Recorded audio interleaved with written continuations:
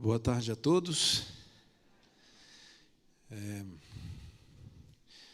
Realmente eu fico impressionado a cada dia como que Deus conduz a história dos seus filhos e como que esse amor que Ele sente por mim e por você transforma pessoas que eram inimigas dEle em amigas dEle. Eu não consigo explicar muita coisa sobre o amor de Deus. Eu creio que a única maneira que a gente tem para falar um pouco do que Deus é, pois Ele é amor, é contando um pouco do que Ele representa na nossa vida, né? O Evangelho, ele é um mendigo falando a outros mendigos aonde encontrar o pão. Porque no final da soma, somos todos errantes num deserto. E talvez a única coisa que diferencia a mim e a você de pessoas que se encontram presas hoje por assassinato, por exemplo, é que nós ainda não cometemos, ou na verdade vocês, não cometeram crimes que ferem as leis do nosso país. Mas diante do tribunal eterno, todos estamos sobre igual condição. Por isso, todos precisamos desse amor tão poderoso. Eu estou tão feliz porque eu encontrei um amigo aqui hoje, agora à tarde, que comportou comigo lá naquela época, naquele lugar. E ele, está aqui o Ronaldo Guedelha, trabalha aqui no NASP. Nós comportamos lá e ele sabe de tudo, mas ele sabe demais. Então não fale para você não ter que perder a vida. Mas ele estava falando para mim assim, cara, eu estava lembrando de um dia que a gente estava comportando juntos e você chegou para mim e falou assim, cara, se afasta agora de mim. Porque estava se aproximando um cara que eu tinha problemas com ele e que ele tinha tentado tirar a minha vida algumas vezes e eu tinha tentado tirar a vida dele. E eu comportando com aquele homem de Deus ali, eu não ia contar essa história aqui. São muitas histórias, eu escolhi outras para contar, mas ele estava ali e eu senti tocado de falar. E eu cheguei nele e disse assim, cara, se afasta agora de mim.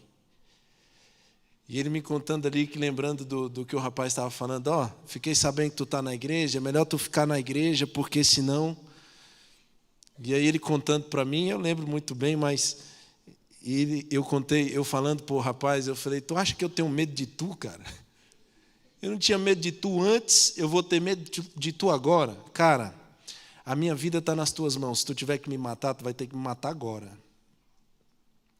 Porque eu nunca mais vou levantar as minhas mãos contra você. Porque o Deus que eu conheci transformou a minha vida, cara. E eu me lembro do Passarinho, era o apelido dele. Ele chorou, me abraçou e falou, no fundo, eu não aguento mais essa vida. Então ora por mim. Só o amor de Deus pode transformar inimigos em amigos. Em amigos. Eu quero contar para você como é que eu cheguei até aqui. Porque muita gente me vê falando hoje assim, todo trabalhado na Mary Kay, e acha assim, não é possível que esse cara aí foi... Amigos, eu vou abrir uma história para vocês aqui hoje, que eu evito falar, porque eu falava antes, e quando eu saía da igreja, quando eu não era pastor, a metade da igreja adorava e louvava o nome de Deus, e a outra nem na minha cara olhava. Nós nos perdemos como igreja em algum momento da nossa trajetória. Porque eu tive traficantes, assassinos e gente aparentemente do mal comprando livros e financiando um sonho pastoral, mas eu tinha irmãos da igreja que não acreditavam no chamado de Deus para a minha vida. E aí eu fico me perguntando, aonde nós nos perdemos como igreja? em que nós estamos com Jesus, vivemos com Jesus, caminhamos com Jesus, comemos o que Jesus nos diz para comer, mas não cremos mais nos seus milagres. Judas Iscariotes do reavivamento. Gente que está, mas não crê mais. Eu me frustrei quando eu colportei, mas Deus também falou fortemente ao meu coração. E nessa campanha de colportagem eu visitei um lar que mudou a minha vida. Mudou a minha vida. Eu vou adiantar só uma parte. Hoje eu tenho 10 anos de casado com a filha do policial, sabia disso? É a única coisa que eu roubei que eu não me arrependo, irmão. Foi a filha desse cidadão. E hoje ele é um pai para mim. Mas ficou 5 anos sem falar comigo, tá? E quando eu estava colportando aí no Areal, eu visitando as bocas de fumo e tal, mas eu também batia de porta em porta para vender para as pessoas. E teve uma casa que eu entrei que conheci eu falei com uma senhora, que essa senhora ela falou algumas verdades para mim que eu não gostaria de ouvir. Mas antes de falar isso, 3 anos depois que eu tinha saído do fechado, do semiaberto, eu estava entrando na rua que eu fui criado, mas a minha mãe já não morava lá, minha mãe tinha saído para ver se as coisas mudavam, mas minha tia estava. Mas quando eu tinha 14 anos de idade, tinha uma senhora lá na rua que tinha um coque assim na cabeça e que varria a porta de casa, que a especialidade dela era entregar as pessoas. Ela saía, varria a porta de casa, aguava primeiro que não tinha asfalto, aguava a porta de casa, varria, e 5 minutos depois que ela entrava, a polícia chegava. E a gente que estava aqui na boca, aqui no movimento, começou a desconfiar, foi um do outro. Meu irmão, tem alguém entregando a gente aqui.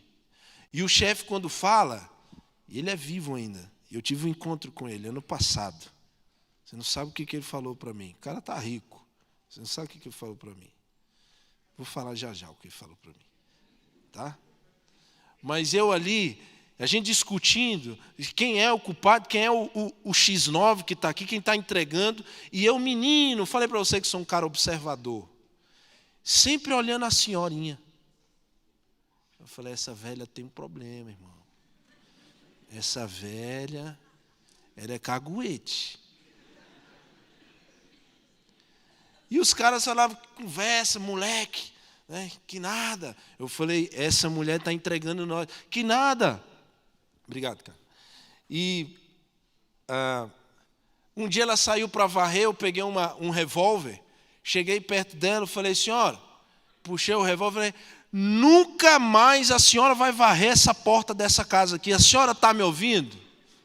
Ela entrou, meu amigo, bateu o portão. E a polícia parou de chegar. E depois eu, moleque, comecei a falar para os mais velhos, vocês não são bandidos de nada, rapaz. Vocês não entendem nada, vocês têm que viver muito ainda. Falta inteligência. Uns caras com cara de mal desse, tudo tonto. Sabe, cara, eu louvo o nome de Deus que minha mãe me ensinou a ser inteligente. E quando eu encontro um preso na Papuda, que é um lugar, um complexo penitenciário adventista, que a mãe me pede para visitar, eu chego no pátio e vejo a capacidade daquele cara em gerenciar, em manipular as pessoas no pátio, e eu vejo um cara inteligente. Eu não conheço um adventista preso que está num artigo simples. É triste isso, irmão. E aí eu fico observando o cara, sabe onde é que ele aprendeu a liderar? No clube de desbravadores. No clube, ele fala bem, porque na cadeia não manda quem é o mais forte, o mais bonito. Manda quem sabe articular melhor, manipular a massa melhor, convencer a massa melhor. E o cara, ele passava a lição da escola sabatina, cara. Agora ele está do lado errado, e o diabo sabe o dom que ele tem, e está usando Eu não conheço um adventista que se afastou e hoje está preso lá, que eu visito, que é um fraco no crime. Não conheço. E é triste dizer isso, porque a gente se esqueceu deles. E aí, amigo, eu me gabando daquela situação, 3 anos depois que eu saio de semiaberto, eu volto, mas agora de camisa gola polo, um servo do Senhor, né? Já com a minha esposa ali, aquela... E quem é que está varrendo a porta de casa quando eu volto naquela rua? Já tinha asfalto, coisa bacana. Olha, eu tinha 14, nessa época eu tinha 20, 6 anos depois, 3 anos depois de semiaberto. E quando eu toco o portão da minha tia, eu com a Bíblia na mão, sexta-feira, ela está varrendo a porta assim, e ela olha para mim e... E eu olhei para ela, e ela... E eu falei assim, a senhora está com algum problema? Aí ela, não, é a primeira vez que eu vejo o diabo usar a Bíblia. Irmãos, eu desaguei a chorar. Porque eu me lembrei o porquê que ela estava falando aquilo. O tempo passou, eu fui passar e pegar minha tia para ir na igreja. E o carro não pegava mais. O Ipanema 93. O Guedelha conhece aqui. Fui para a Argentina 2 vezes com ela. E aí o carro não pegava na porta, e ela varrendo a porta, sábado de manhã, e não pegava, e eu saí e falei, senhora, o César está aí? E aí ela falou assim, não, já está trabalhando. Eu falei, que pena, eu pedi para ele me levar aqui, para pregar ali numa igreja ali, e aí eu colocava combustível no carro dele, e aí ela falou, você vai pregar? Eu falei, vou pregar a palavra de Deus, né? Que mulher ousada, rapaz. Tem gente que quer testar, ver se o cara é convertido ou não. E aí ela, espera um pouquinho aí, foi em casa, pegou a chave do Palio do carro dela e chegou para mim e entregou e falou assim, meu filho, eu nunca pensei na minha vida que eu ia emprestar meu carro para você. E eu falei, nunca pensei em pegar emprestado. Outras formas eu usava. Aí ela deu um sorriso, eu peguei o carro dela, fui, preguei, voltei, e hoje ela é batizada na Igreja Adventista do Sétimo Dia. Foi batizada na última semana santa que tivemos aqui. Mas depois de muito tempo, né? Amigo, vivendo ali, nesse lugar, voltando para comportar, eu entrei e toquei a casa dessa outra senhora, em que ela me falou algumas verdades, e eu, como um bom comportor, cheguei na porta dela, falei, tudo bem, senhora, com um crachazinho, serviço educacional, lar, saúde, cara que era traficante, falando de saúde, dá para acreditar? E aí eu falei, eu estou aqui fazendo trabalho na comunidade de bem-estar familiar, estou visitando as famílias, tem um plano especial para a sua família, é por aqui que eu entro? A mulher me olhou assim, entra. E eu entrei, sentei no banco, comecei a mostrar os livros para ela, eu não olhava muito nos olhos dela, meio envergonhado, mostrando, ela, não, para aí, para que são esses livros aí? Eu falei, sou pré-universitário, e eu quero fazer um curso numa faculdade. Ela, você vai estudar? Eu falei, é claro, senhora. Claro que eu vou estudar. Ela falou assim, o que você vai estudar? Eu tive vergonha de falar que ia fazer teologia. Então eu inventei. Aí eu falei assim, na verdade, eu estou decidindo ainda, não decidi ainda o que eu vou fazer. E aí ela falou para mim assim, mas como não decidiu? Eu estou te observando já tem dias, você de porta em porta no sol quente e não sabe aonde quer chegar.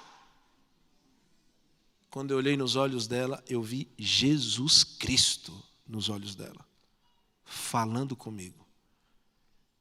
E aí eu falei assim, ó, eu vou ser pastor. Rapaz, essa irmã levantou do sofá, gritando. Como que você quer ser pastor? Depois de tudo que você fez? Depois do estrago que você fez? Depois de ter famílias aí sofrendo pelo que você fez, agora você entra na minha casa e vem dizer para mim que vai ser um pastor. Você nunca vai ser um pastor, nunca vai ser um pastor, a não ser que você volte naquele mercado e peça perdão pelo que você fez lá. E eu tentei argumentar e falei, Senhora, Deus me perdoou, mas o ser humano não perdoa, ainda mais esse tipo de coisa. O nosso amigo Marlos discorda disso. Eu tinha sido preso anos atrás e pessoas se feriram nesse dia aí. E eu fui preso, éramos 4, eu fui preso só. Porque todos fugiram e eu fiquei ali. E esse dia eu quase morri de apanhar para entregar aos outros. Choque, o que você imaginar aí? Depois que eu saí, eu quis matar os 3, né? Porque nem R$1 me mandaram quando eu estava lá. Mas ela recordou esse fato. E aí eu falei, Senhora, isso aí não existe. Ela falou assim, se você quiser, eu pego na sua mão e vou lá com você. Jesus estava ali. E eu deixei os meus livros, peguei um grande conflito e saí caminhando com essa mulher, e foram os passos mais lentos da minha vida. Porque eu não queria voltar lá. E quando eu cheguei no supermercado, tinham 4 caixas, 3 vazios, e só o dono do mercado estava lá. E o pessoal estava passando e eu aqui pensando, o que eu estou fazendo aqui? Por que eu estou aqui? Meu Deus, não deveria estar aqui. Se ele me xingar é pouco, ele tem todo o direito de se vingar.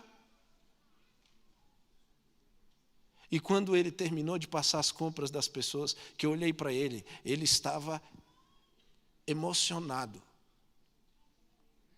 Emocionado. E eu não entendia por quê. Eu só cheguei a ele, estendia a mão e perguntava e falava para ele constantemente, me perdoe, cara. Me perdoe, me perdoe, me perdoe, me perdoe, me perdoe. E eu ouvi uma frase que mudou a minha vida, amigo. Ele falou assim, meu jovem, segue o seu caminho, porque o jovem que está aqui não é o mesmo de 3 anos atrás. O amor de Deus pode transformar a vida de qualquer pessoa. Transformar. De verdade. A ponto, como diz a Bíblia, de muitos dizerem, não é ele, o cego de nascimento. Parece com ele, não é ele, não é ele, não é possível. E naquele dia, um homem me perdoou de um crime que eu cometi contra a sua família. E aí eu fico me perguntando, como é que a igreja não consegue se perdoar? Como é que o filho não perdoa o pai? Como é que a mãe não perdoa o esposo? Como é que nós entramos num caminho de brigas e desalentos sem o Espírito Santo de Deus em nós, em nosso meio, e nos perdemos no caminho da vaidade e não perdoamos ninguém, e tudo o que fazemos é contra as pessoas, ao meu favor. E naquele dia eu saí daquele mercado com um peso aliviado, porque Jesus tomou sobre si a minha dor e o meu pecado. E só naquele dia eu aceitei continuar a minha caminhada e a minha trajetória para ser um pastor. As coisas, e eu quero hoje à tarde falar, é das feridas e das marcas que ficam. Eu escolho contar a minha história, pelo menos uma parte dela, de maneira descontraída. Mas eu levo todos os dias em minha vida as feridas de alguém que viveu como inimigo de Deus.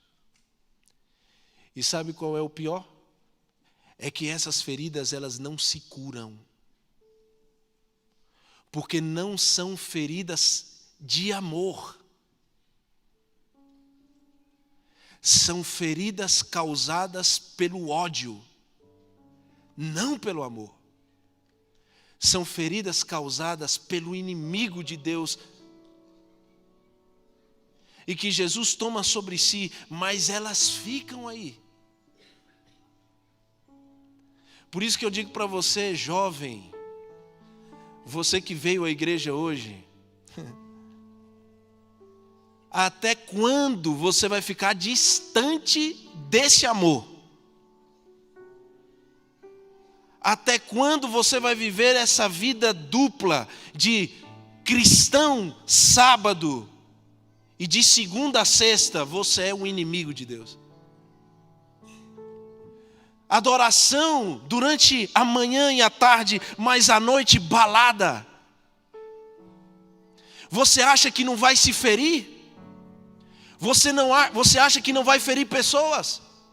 Pois eu vou dizer para você, amigo, pois naquele dia comportando, Deus aliviou a minha dor e a minha alma.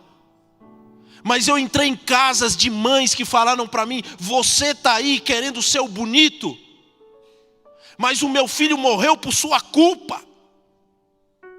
Você quer ser um pastor, mas o meu filho continua nessa vida, e foi você que convidou ele, foi você que levou ele, vocês não são amigos. A gente pensa que as marcas e as feridas só são em nós, mas ao nosso redor tudo se desmorona também. Aí Jesus enche a gente de amigos especiais, para ajudar a gente a administrar, não é curar, mas é administrar a dor, as feridas e o sentimento de culpa. E sabe o que aconteceu? A minha esposa é uma mulher de Deus, jovem, mas brava igual o pai. Graças a Deus que eu não valia nada, então ela precisou. Um dia ela falou que sonhou e viu eu pregando numa boca de fumo, pregando num presídio, e ela desesperada porque pensou que eu ia morrer, mas quando ela olhou para o céu, ela viu Jesus aplaudindo. E ela nunca mais disse assim: eu não quero que você pregue mais para eles, porque ela ficava preocupada, né? Minha mãe também. Jesus foi me cercando de pessoas, e uma delas é a doutora Lilian de Moura Andrade. Sabe o que essa irmã fez por mim?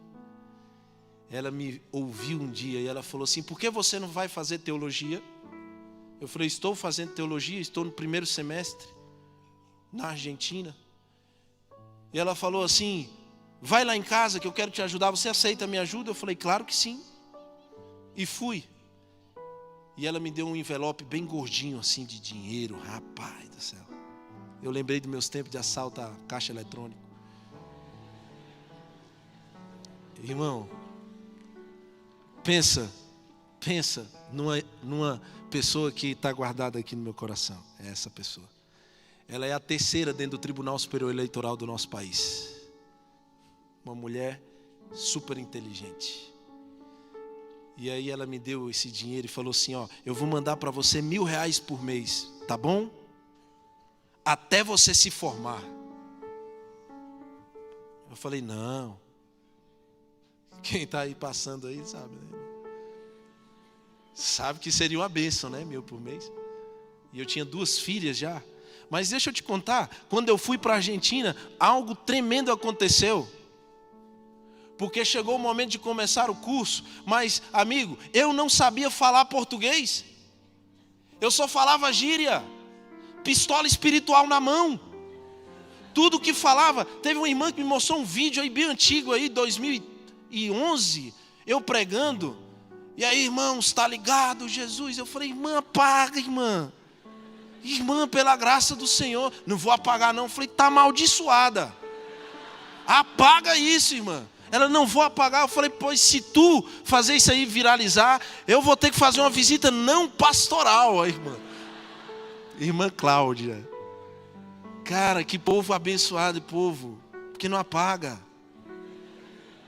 Meu Deus, cara, se meu presidente ver esse vídeo, Pastor Max, amigo, Eu fui para a Argentina só com um papelzinho escrito aonde que eu tinha que chegar. E eu lembro que uma irmã me deu uma passagem de avião. E eu tinha muito ódio no coração contra pessoas que têm e eu não tinha, entende? Vi uma pessoa rica lá, eu falava, cara, é inadmissível isso, cara, como é que pode? Só que o rico também, muitas vezes lutou, tentou, está lá, né? Está se mantendo, só que não existe essa interpretação.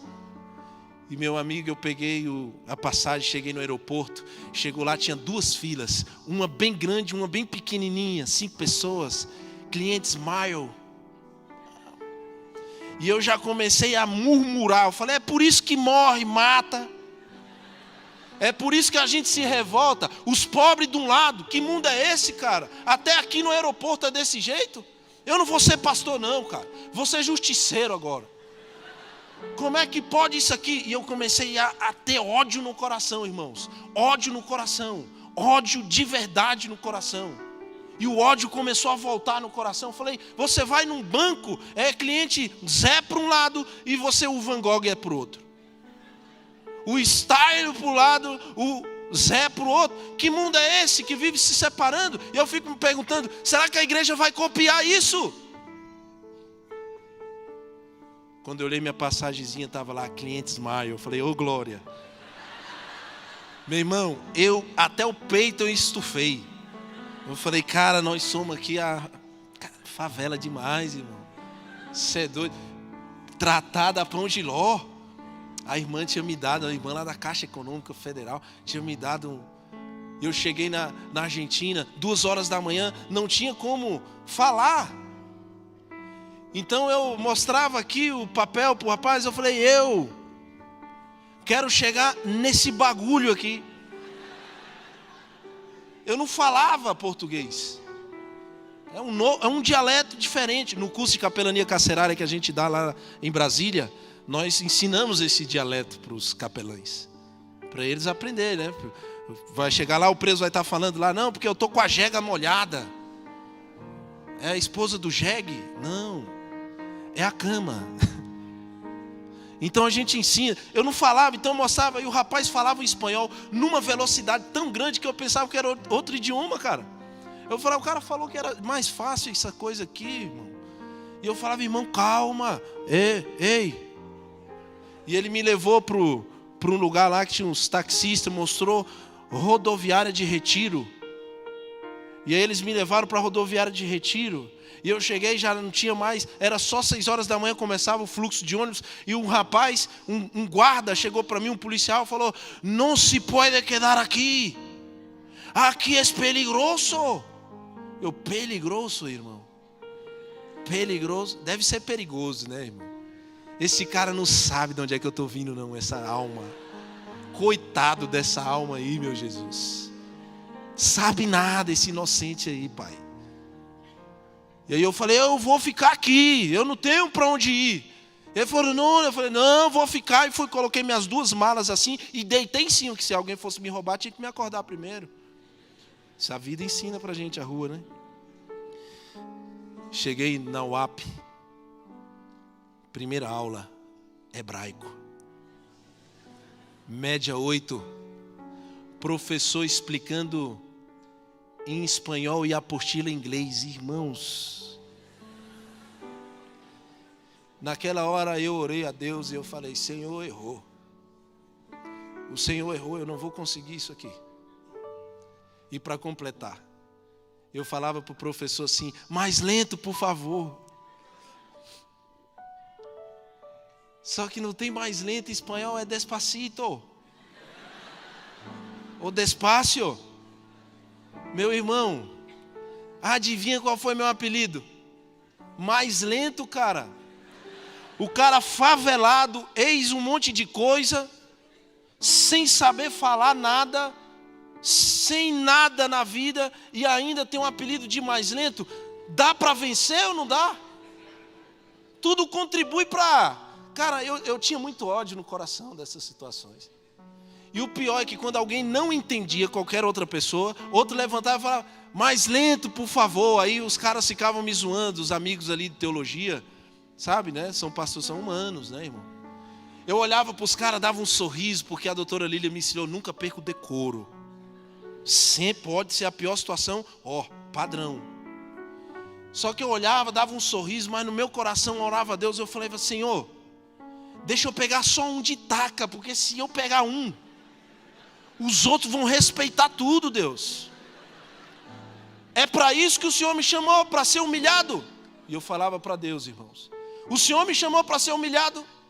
O Senhor me chamou para ser envergonhado aqui? É isso? Eu não dou conta de aprender. As palavras eu tinha que memorizar 25 palavras por semana. Eu conseguia no máximo 8. Era muita droga que eu vivi. Era muito problema que eu vivi. Como é que eu vou conseguir avançar? Não é que eu não queira, é que eu não consigo.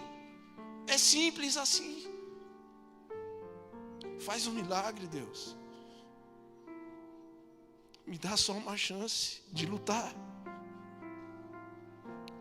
Eu só quero conseguir. Eu só quero conseguir. E aí meu professor, Dr. Laurentio Ionescu, chegou para mim, um romeno, um cara europeu, um cara foi tradutor da Sociedade Bíblica Europeia, um cara doutor em música. Falou assim, Jeconias, vai para minha casa todo dia 3 horas que eu vou te ajudar. E ninguém acreditou, porque ele era um cara fechado, não falava com muita gente. Eu comecei a ir para a casa dele todo dia às 15. E ele começou a me ensinar as matérias. Começou a me ajudar. O cara fala 6 idiomas fluentes. Começou a me dar cultura. E ele falou assim, você precisa avançar. Você vai ler George Orwell. E ele me deu livros. George Orwell, Frederick Forsyth, Gabriel Garcia Marques, Victor Hugo. E no dia que eu li Os Miseráveis, eu me perguntei por que eu fumava maconha, porque aquilo que era uma viagem de verdade, cara. Cara, a história de Jean Valjean, um homem preso por roubar um pão, e como que o bispo fez a diferença na vida dele, e o professor Laurentio, o pastor Laurentio, ele era esse homem para mim.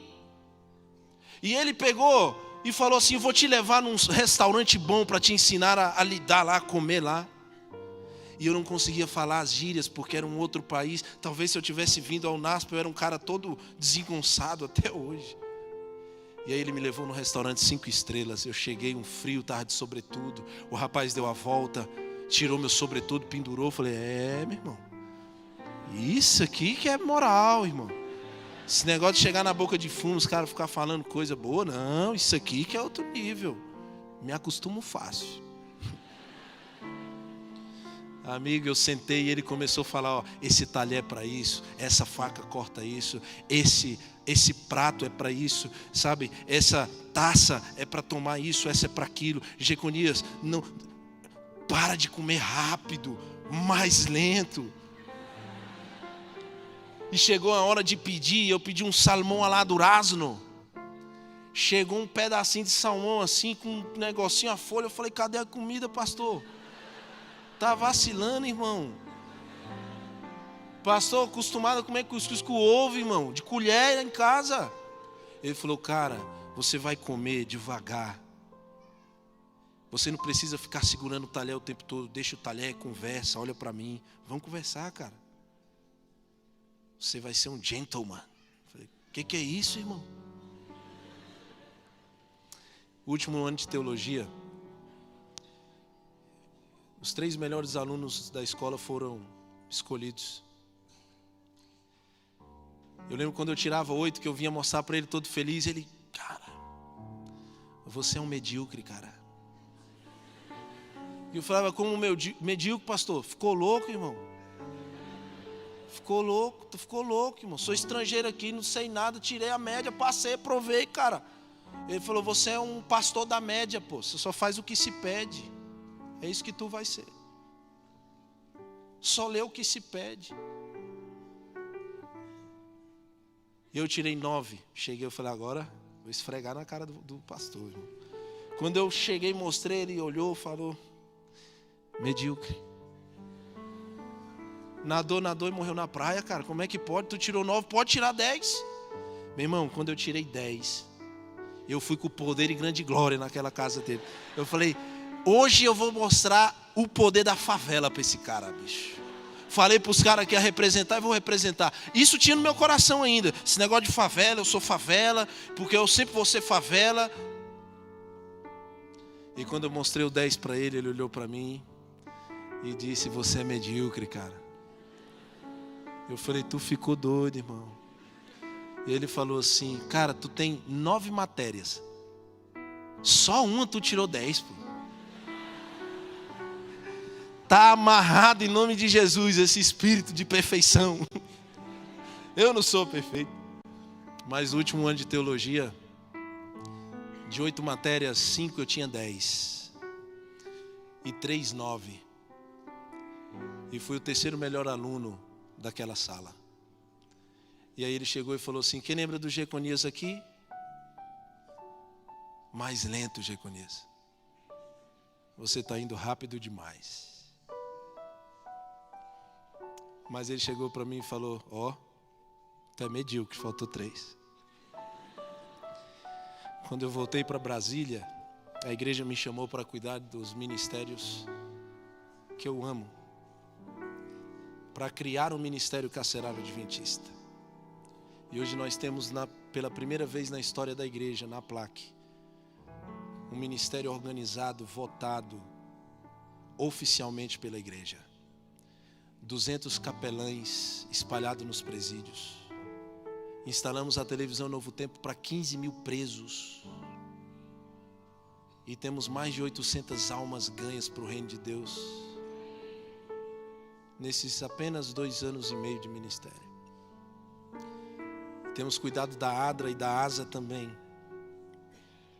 E o Senhor tem aberto muitas portas. Mas quando eu voltei, a ONU fez um processo seletivo para nomear os embaixadores da juventude da ONU, que representaria o Brasil.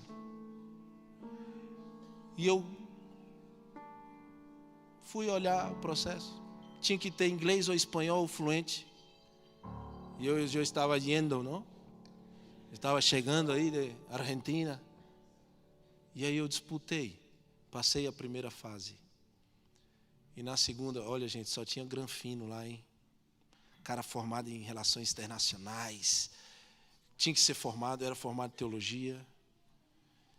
E aí eu fui nomeado embaixador da juventude para as Nações Unidas, junto com 20 jovens desse nosso país. E eu comecei a viajar.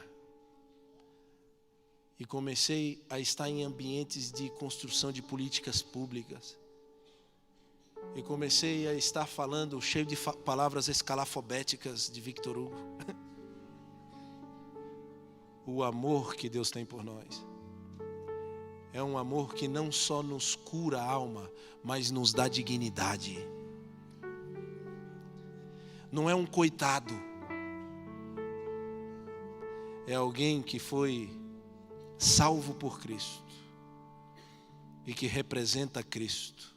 Eu estava vindo para cá e eu tinha que gravar um programa no Rio de Janeiro, na TV Futura. E aí eu cancelei com eles, falou: não, por favor, a gente quer que você esteja no debate. Eu vou estar viajando, a prioridade para a minha igreja, eu vou estar viajando. Eu estou indo em São Paulo e o horário que vocês estão falando, eu estou chegando no aeroporto de Campinas. Procura uma sala lá, faz lá. E eu vim para cá, o motorista ficou esperando 1 hora lá, que eu estava ao vivo no programa, com eles falando sobre a política de drogas no Brasil. E como que ela tem entrado também debaixo das nossas melhores portas. Eu queria encerrar dizendo para você sobre Jean Valjean. O preso que saiu 19 anos depois por roubar um pão, mas que quando foi preso era retirado a sua RG e era dado para ele uma RG nova, amarela. E todo aquele que levava essa RG amarela eram presos. E ele chegava na cidade de Digne, onde o bispo Miriel morava, e buscou hospedagem. E na hospedaria ele falou: tem lugar, mas quando ele mostrava o documento, as portas se fechavam, porque ele era um ex-preso. E ele tentou várias hospedarias e não conseguiu. Então ele deitou no banco da praça, começou a chuviscar, diz o livro. E uma senhora chegou para ele, não aquela lá, aquela problemática lá, uma senhora de Jesus, e disse assim: você já tentou a casa do bispo Miriel? Vai lá, porque ele vai te receber. Só que Jean Valjean já estava cansado, então ele levantou. E o bispo, 300 páginas antes, ele nunca tranca a porta, você descobre no livro. E você fica assim: por que ele não tranca a porta? Por que ele deixa a porta sempre ali destrancada? E aí o bispo está jantando com a sua irmã e a sua criada.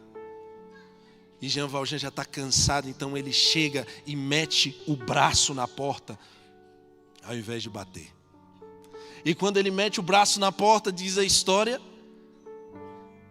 que o bispo olha para ele e diz assim: Jean não, ele não sabia o nome, diz assim: qual é seu nome? Jean, entra, senta e come conosco. E aí Jean Valjean diz: você não vai perguntar quem eu sou? Da onde eu vim? O que eu fiz? Eu quero que você guarde a resposta do bispo.